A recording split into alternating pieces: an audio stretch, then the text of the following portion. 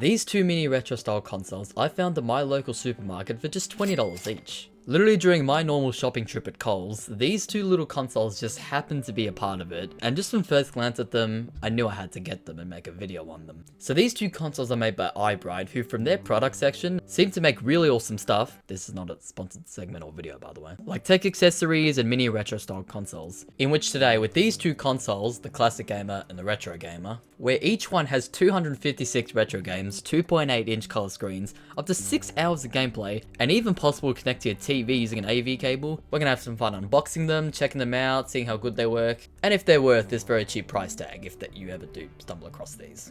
Let's go. Alright, here are the two consoles. Both have very, very similar packaging. The size is about the same, weight's about the same. Only thing's different is obviously the shape. They also don't feel very secure. There's a lot of things like bumping inside, and you slightly shake them. But makes sense considering the cheapness of these consoles. But let's go ahead and unbox them and see how they are. So we're going to first start off with the Classic Gamer console. It comes out. The console is right on top of this box here. Here it is. Okay, so there's no wires attached, so there's not really much protection with the box, which I think is kind of weird. But here we go. So yes, as you can see by the size of my hands, very mini console, but as it says on the box, 256 games, so let's hope it makes that worth it. Also comes with the charger and the AV cable, of course, and that. This is the charger it comes with. It's a USB one, thank God. And here's the AV cable, so you can connect it to your TV. It says to peel off this mask. Ready for the moment of satisfaction, lads. Doesn't matter if you're unboxing an iPhone or a Classic Gamer by iBride, the peeling off thing is just as satisfying. And here we've got a lovely menu, which I don't think we're gonna need. Alright, a little bit of tape we've got to peel off around the power button. And in 3, 2, 1.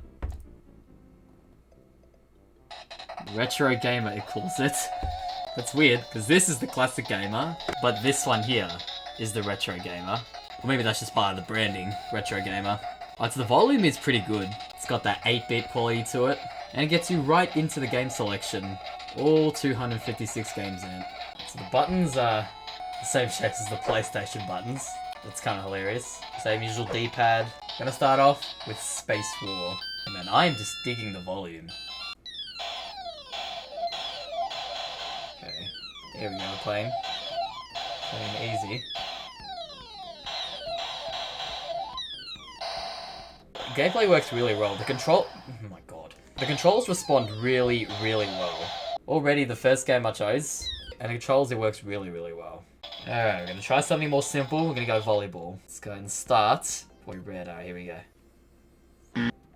And I missed. It's coming towards me. Okay.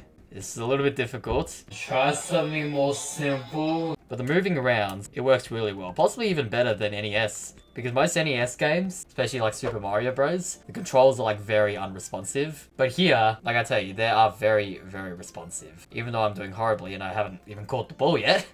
Yeah, I suck at volleyball too. Let's get out of here. Man in red. Reminds me of Papers, Please. So let's go ahead and do that. Are they gonna... Oh no. Are they gonna crash down on me? They're getting lower. Come on. And boom.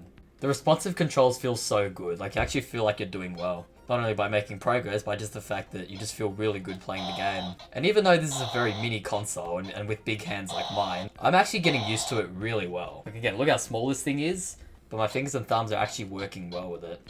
Like, almost better handling than Switch 1 Joy-Cons. Like, I'm doing so well, I have not lost a life yet. I could basically go up to level 20. Possibly even 100.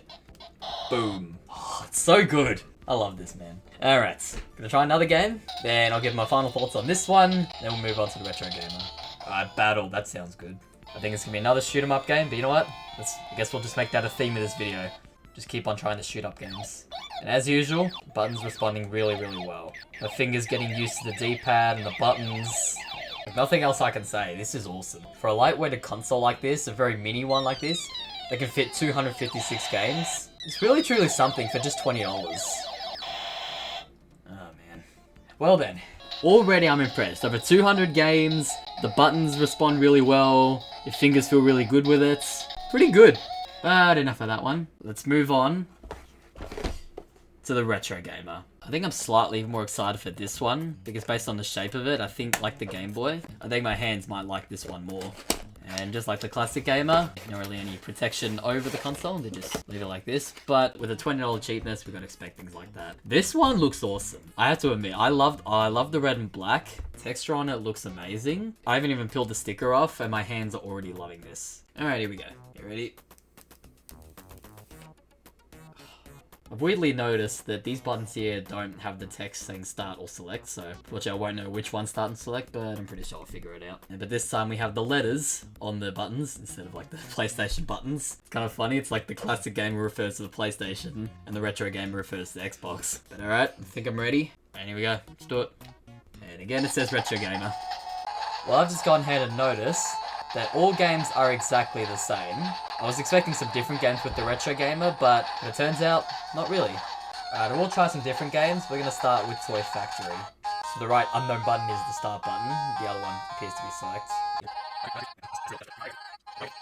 I don't know how this one works. Cookies Labyrinth sounds cool.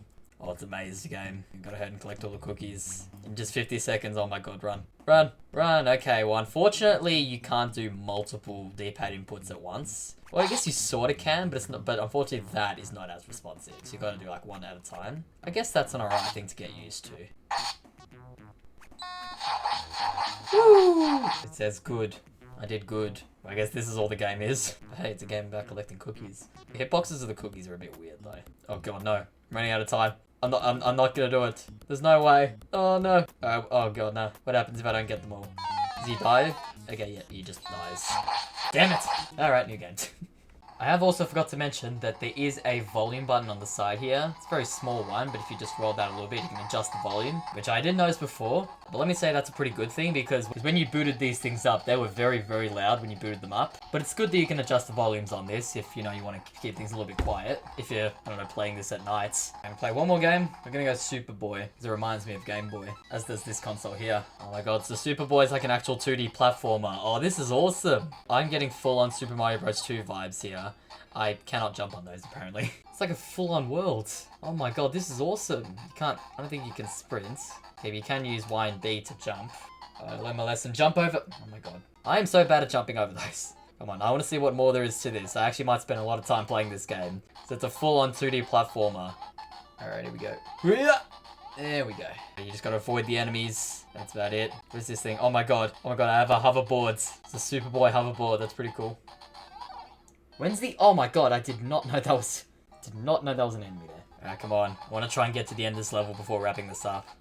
Oh, I am determined to... Okay, never mind, lose. Well, guess I have to try on my own time. Alright, so we've learned with both these consoles, they all have the same games. They control really, really well. And even though they don't include the 8-bit games that we all know and love. But with these mini retro style consoles, at very cheap prices for each one, $20 each, with over 250 games per one, it's pretty awesome. Like, iBraid has done really, really well. So while I don't want to put down any of these consoles because they're both incredible, I'm going to do a little bit of a comparison between these two. The one I enjoyed the most, which I think was fairly obvious throughout this entire thing, is the Retro Gamer. Because with a shape like this, like the Game Boy-like shape, it's not only recognizable, that you'll know really well how to play on a console like this. Like with the thing about the screen being on top of the buttons and the buttons being close together enough that like you know how to game well with this sort of thing. Now of course the classic gamer being like the opposite of that. It's not the full-on reason why I enjoyed the Retro Gamer so much over it, because the classic gamer is just as good as enough. And as I said before, when I was playing the classic gamer,